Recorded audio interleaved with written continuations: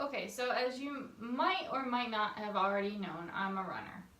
And as a runner, well, we're all a little guilty of neglecting certain body parts. Ironically, with runners, it tends to be the legs.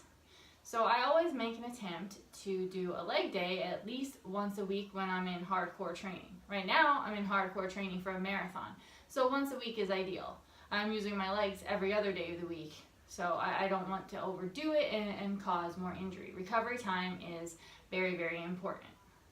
Now, most runners are just realizing that the stronger their legs are, ultimately the more powerful and stronger they are during their runs, and it causes less injury. When you work on your legs in the exercises you're about to see, which is what I do, you are strengthening your hips, your glutes, your calves, all of those important parts that get you to that finish line much more quickly.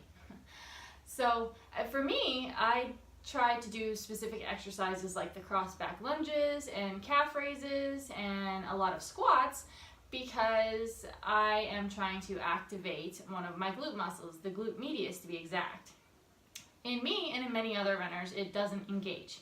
So in order to engage it, you have to isolate it. Cross back lunges are a good way to isolate it. You have to focus on form, and it's really form over the number of lunges you're actually doing. Because if you're doing them wrong, you can do all of the lunges in the world, but if your form is bad, you're not getting any benefit. So I recommend starting with 3 to 4 sets on each side, going straight down, making sure your body is completely in line with your hips, and your back leg is wrapping around your front leg, as you're about to see. So again, start off with 3 to 4 sets and probably 12 to 20 reps to build up your endurance. Once you build up your endurance, you can probably start squeezing a dumbbell to activate your core a little bit more and go down to maybe 3 sets of 8 to 12. But again, that is a good exercise to keep in mind if you want to activate that glute medius, which can sometimes, more often than not in runners, cause a hip drop. And that's when you see in your race pictures, your hip is kind of off to the side in some of the pictures that they take of you as you're running along. So this can help strengthen that and alleviate that, which then helps your knees from getting runner's knee or any other kind of patella pain. Because let's face it, if there's a problem in one part of the kinetic chain, it can show up in any part of the kinetic chain. So you want to make sure that all of your body parts are strengthened evenly. And for runners, that is especially true. For those of you that aren't runners, I would still recommend doing these because you need strong legs. If you want to catch yourself from falling down in the middle of the winter when there's ice, or if you want to chase after your kids more efficiently, having strong legs and hips and activating your glute is a good way to start doing that. So again, the cross back lunges, 3 to 4 sets, 12 to 20 repetitions on each leg. Go slowly at first to get the movement right, and then you can speed it up slightly once you're comfortable with the movement. The other exercise are calf raises that you'll see, and calf raises are important because you need strong calves. If you don't have strong calves, then your ankles might also be weak. And as a runner, you need strong ankles, strong calves. Like I said, everything is connected on the kinetic chain, so you want to make sure they're strong.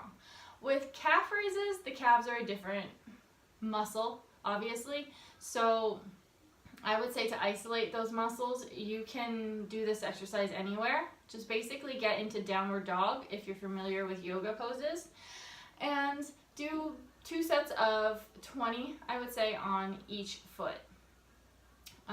As for squats, that's the third exercise you'll see. You'll notice that I am standing on plates with my heels up slightly, and that is going to strengthen my knees.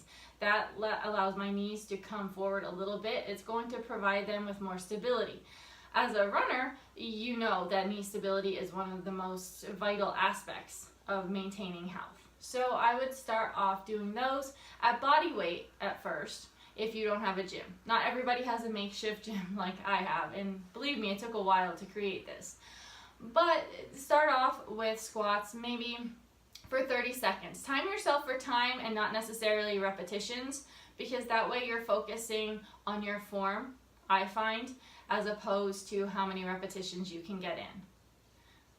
So that is my suggestion. Time yourself for 30 seconds, maybe twice. Give yourself a minute or two rest in between with the squats.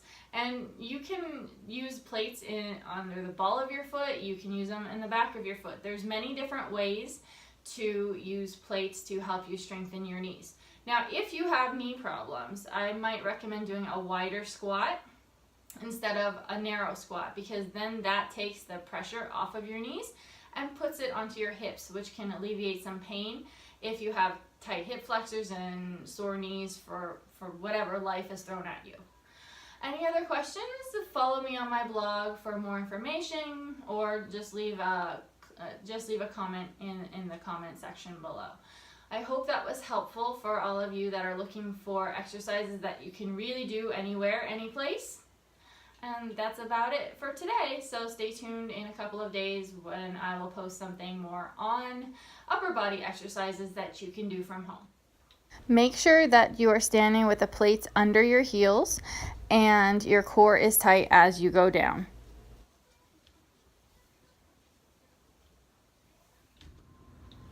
Remember, each side is a repetition and you want to get your back knee as low to the ground as possible. Keep your core tight. Remember, if you don't feel this in your calves, which is the back of your leg, you need to go more slowly and really focus on feeling it in that muscle. I promise this works if you focus.